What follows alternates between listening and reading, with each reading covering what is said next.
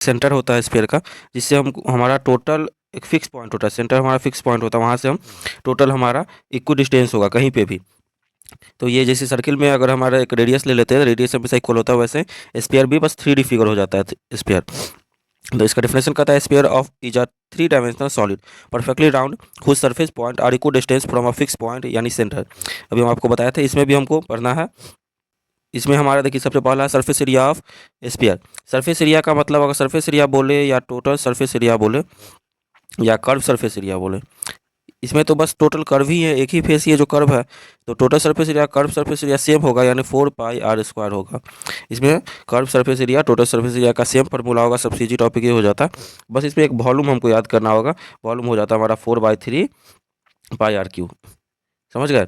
तो ये स्पेयर हो जाता है। लेकिन हमारा हेमी स्पेयर का बात करें, अगर हम इसी ये स्पेयर को हम 20 से काट दें, और 20 से अगर हम काट देते हैं, तो हम देखेंगे क्या कि जो कर्व सरफेस एरिया होगा स्पेयर का, उसका आधा हो जाएगा इसका, यानी 4πr² अगर इसका है तो इसका डिवाइड बाय 2 यानी 2πr² curve surface area of hemisphere हो जाएगा। क्योंकि कर्व सरफेस एरिया और इसमें टोटल सरफेस एरिया अलग होगा, क्योंकि कर्व फेस इतना आधा रहेगा, और एक ये हमारा बेस एरिया भी तो रहेगा। बेस जो है ये सर्कुलर यानी सर्किल शेप में, यानी πr² होगा, यानी 2πr² इसका और 1πr² इसका, यानी अगर हम बात करें curve surface area of hemisphere का तो क्या हो जाएगा 3πr²। अब देखिए एक होता है स्फेरिकल सेल, मतलब हॉलो, जैसे सिलेंडर पढ़े थे वैसे हॉलो हमारा स्फीयर है।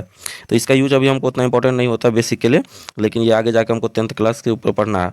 तो इसका बस फॉर्मूला याद कर लीजिए, 4/3π/r³ ये कैपिटल और स्मॉल आर क्या होता है वो एक और देख लेते हैं। अगर हम हॉलो स्फेरिकल का बात करें तो इसके ऊपर भी एक और ऐसा करके होगा हमारा।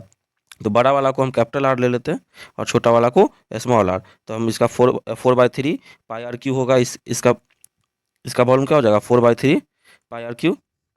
और ये छोटा वाला क्या हो जाएगा, इसका स्मॉल आर लेते हैं तो 4/3πr³। यहाँ से 4/3π कॉमन हो जाएगा, तो वही फार्मूला यहाँ पे लिख लिए। समझ गया हो? तो आइए कुछ क्वेश्चन कर लेते हैं इस पर। Find the surface area and volume of sphere. देखिए surface area and volume find करना है, इसमें ज़्यादा फार्मूला भी नहीं है, इसलिए इजी टॉपिक हो जाता है। तो देखिए सरफेस एरिया का भी हम बताया था 4πr², रेडियस का वैल्यू 7 है, तो वैल्यू पुट कर दिया, आ गया आंसर 616 सेंटीमीटर स्क्वायर। और वॉल्यूम का बात करें तो वॉल्यूम होता है 4/3πr³, तो वॉल्यूम रेडियस का वैल्यू पुट किया, हमारा आ गया वॉल्यूम। सेकंड क्वेश्चन है find the total surface area of hemisphere. अब हेमी स्फीयर का क्वेश्चन, एक स्फीयर का क्वेश्चन, एक हेमी स्फीयर का क्वेश्चन है। तो इसका क्या कर रहा है, फाइंड टोटल सरफेस एरिया। इसमें टोटल सरफेस एरिया क्या हो जाएगा 3πr², रेडियस का वैल्यू पुट किए और टोटल सरफेस एरिया को आ गया कितना 942 सेंटीमीटर स्क्वायर। तो आप देखिए नोट्स इसी तरह बनाइएगा। नोट्स अगर इस तरह बना, सरफेस एरिया ऑफ सिलेंडर यानी curve surface area CSA, the area of the vertical curve surface. Imagine the unrolling the cylinder it's form a rectangle. Suppose हम एक रेक्टेंगल ले लेते हैं, एक रेक्टेंगल को हम कंटिन्यू इसको हम रोल करेंगे, तो कंटिन्यू हम रोल करेंगे तो ये जो हमारा आप देखिएगा कि इस टाइप का हमारा से एक सर्कुलर बन जाएगा और एक सर्कुलर यहाँ बन जाएगा।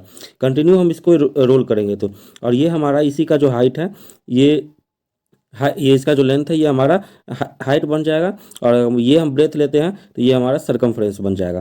तो हम L/B जानते हैं क्या रेक्टेंगल का एरिया होता है, यानी 2πr हो जाएगा इसका, और h हो जाएगा हमारा हाइट, यानी ये हमारा curve surface area 2πr/h formula होता है।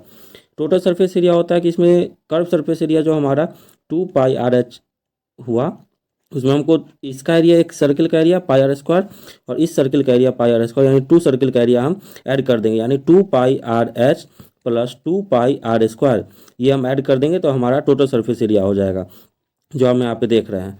Total surface area equal to 2πr/h plus πr² equal to 2πr into r plus h। ठीक है, नोट्स आप इसी तरह प्रॉपर बनाइएगा ताकि आपको समझ में आ जाए 100%।